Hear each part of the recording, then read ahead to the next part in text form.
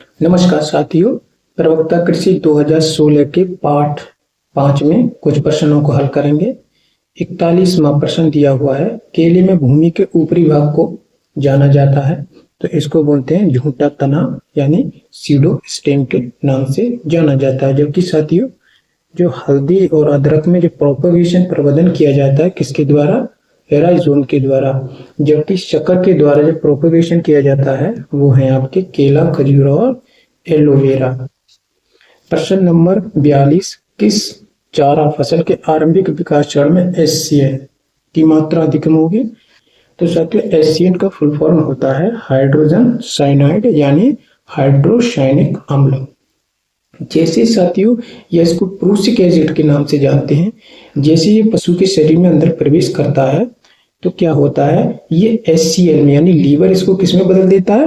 HCL में परिवर्तित कर देता है, जो पशुओं में कैंसरस और मौत का कारण बनता है। जैसे ये धूरिन लिखा हुआ है, धूरिन पेट में जाएगा तो क्या बनाएगा? हाइड्रोसायनिक एसिड बनाएगा और इसलिए इसके लिए क्या कहा जाता है? प्रूसिक एसिड विषाक्तता या ज्वार विषाक्तता। इसकी जो मात्रा होती है एचसीएल की सबसे ज्यादा किसमें होती है? पत्तियों में पाई जाती है।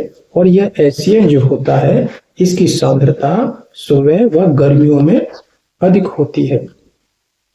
इसलिए ज्वार को 50 दिन से पहले की जो फसल है उसको नहीं खिलाना चाहिए, अर्थात जब फसल 50 दिन के बाद की हो जाए तभी उस समय इसको खिलाना चाहिए।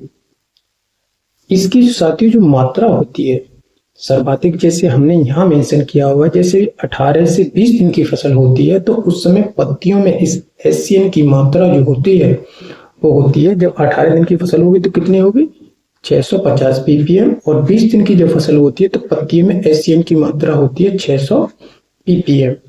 जबकि जड़ों की बात करते हैं 27 से 30 दिन की फसल होती है तो देखिए इसमें दोनों ही समान मात्रा में 575 ppm इस एचसीएल की मात्रा पाई जाती है।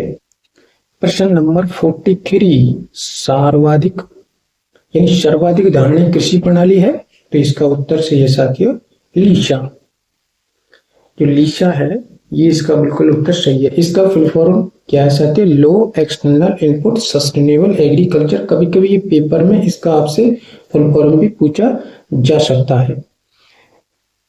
रीजे और हेवरकॉट, वाटर्सवेयर और रीजे टेज के द्वारा परिभाषा दी गई थी। इसकी क्या दी गई थी? वह कृषि जो स्थानीय रूप से उपलब्ध प्राकृतिक एवं मानव संसाधनों का इष्टतम उपयोग करती है उसी को क्या कहा जाता है साथियों? लीशा कहा जाता है। साथ ही इसमें और भी शब्द दिए हुए हैं जैसे HEIA, तो इसका मतलब होता है हाई एक्सटर्नल इनपुट एग्रीकल्चर। और उसके बाद में इसका जो फुल फॉर्म है इसका है लो एक्सटर्नल इनपुट एग्रीकल्चर। तो वर्तमान में साथियों जो सबसे ज्यादा धारणीय कृषि है उसका नाम है लीशा। प्रश्न नंबर 44, खुरपका एवं मुंहपका रोग का मुख्य लक्षण है। तो इसमें क्या होता है साथियों? फफोले पड़ जाते हैं यानी कि छाले होठों पर और उसके जो जीभ होती है उस पर और खुरों के बीच में छाले पड़ जाते हैं। ये जो होता है खुरपका मुंहपका, ये विषाणु के द्वारा होने वाली एक बीमारी है जो कोरोना वायरस के द्वारा होती है। साथ ही और बीमारी जो इसके द्वारा होती है मतलब वायरस के द्वारा होती है जैसे ब्लू टंग, श्लेष्मक रोग और फेटल कैट, इसको बोलते हैं कैटल डिसीज या कैटल प्लेग या शीतला रोग। और एक होता है कैटराइलर रोग और एक होता है चेचक। ये अतिरिक्त जो बीमारी है ये भी किसके द्वारा होती है? विषाणु के द्वारा ही होती है। प्रश्न नंबर 45, उत्पादन की लागत का सिद्धांत प्रयोग करते हुए न्यूनतम की जा सकती है। यानी उत्पादन की लागत को कैसे न्यूनतम किया जा सकता है साथियों? तो इसमें जो रासायनिक उर्वरक हैं अगर उनके स्थानों पे कार्बन उर्वरकों को अपनाया जाए तो निश्चित रूप से उसकी उत्पादन लागत को कम किया जा सकता है। तो इसका उत्तर क्या सही है? न्यूनतम मूल्य संयोजन का नियम यानी तीसरा वाला ऑप्शन सही है। साथियों जब हमारे पास में सीमित संसाधन होते हैं तब हम किसका प्रयोग करते हैं? लॉ ऑफ अपॉर्चुनिटी कास्ट का प्रयोग करते हैं। और जो कॉस्ट प्रिंसिपल होता है, इसमें हमें किसी भी इनपुट को कितना लगाना चाहिए, जहां हमें मार्जिनल रिटर्न तथा मार्जिनल कॉस्ट जहां पर हमारी बराबर हो रही हो, वहीं आपको अधिकतम लाभ प्राप्त होगा। अर्थात यह सीमांत लागत यानी सीमांत आर और सीमांत लागत बराबर होते हैं, वहीं पर आपको इनपुट लगाना चाहिए, उसके बाद नहीं लगाना चाहिए। प्रश्न नंबर 46, ओरोविन की खरपतवार फसल से संबंधित है। तो साथियों ये सोलेनेसी और क्रूसीफेरी फसलों से संबंधित होता है। जैसे सोलेनेसी में आपकी तंबाकू और क्रूसीफेरी में सरसों आती हैं। ये किस तरह का खरपतवार है, ये आपका पूर्ण जड़ परजीवी खरपतवार होता है, जिसको ब्रूम रैट के नाम से जानते हैं। प्रश्न नंबर 47, PRA के जनक हैं। तो PRA के जनक किसको कहा जाता है, रॉबर्ट्स चैम्बर्स को कहा जाता है। इसका फुल फॉर्म होता है साथियों सहभागी ग्रामीण मूल्यांकन या पार्टिसिपेटरी रूरल अप्रेजल। इसमें क्या होता है कि शोधकर्ताओं और जो खेती किसान मजदूर हैं उनके साथ में क्या होता है, आपस में संवाद किया जाता है, जिसके माध्यम से उन्हें जो लेटेस्ट टेक्नोलॉजी है, जो वैज्ञानिक समझ है, जो टिकाऊ खेती है, उसको बेहतर तरीके से समझा सके। साथ ही साथियों यहाँ पे एक बात बताना है कि जो भारत में जो के.एन. सिंह है, इनको किसका पिता कहा जाता है, प्रसार शिक्षा का पिता कहा जाता है।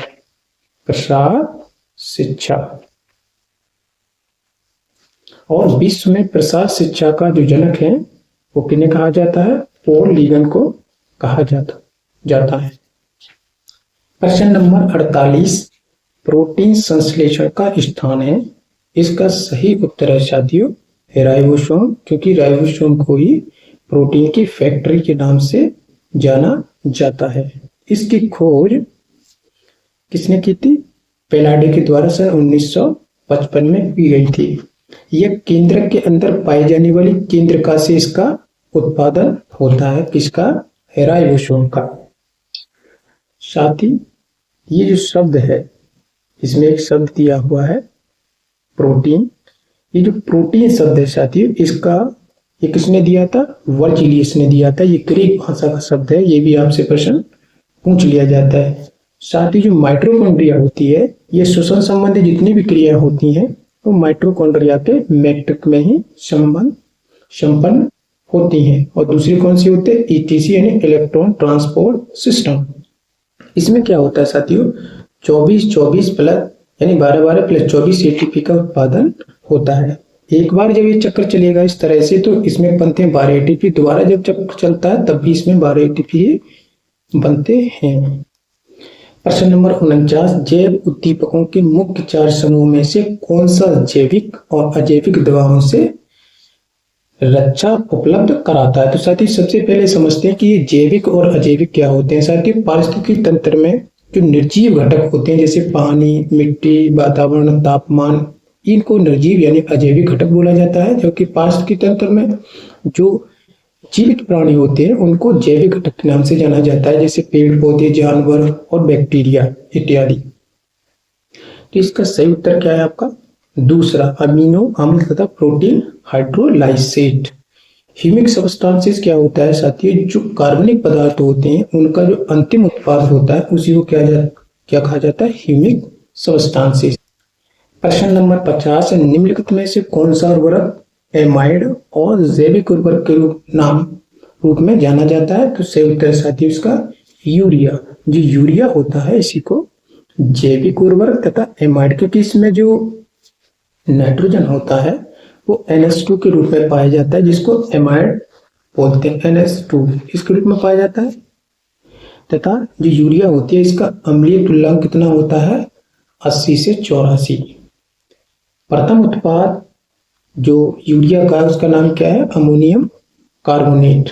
जबकि सोडियम नाइट्रेट की जो क्षारीयता तुल्यांक होती है 29 होती है, अमोनियम नाइट्रेट की अम्लीय तुल्यांक 93 होता है, और कैल्शियम सल्फेट।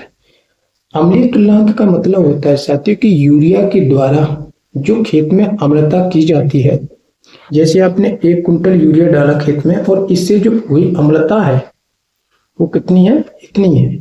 तो इसके द्वारा इसको सही करने के लिए हमें कैल्शियम कार्बोनेट की जो मात्रा डालनी पड़ेगी वो कितनी डालनी पड़ेगी, 80 से 84 किलोग्राम। इस वीडियो में इतना ही साथियों, धन्यवाद।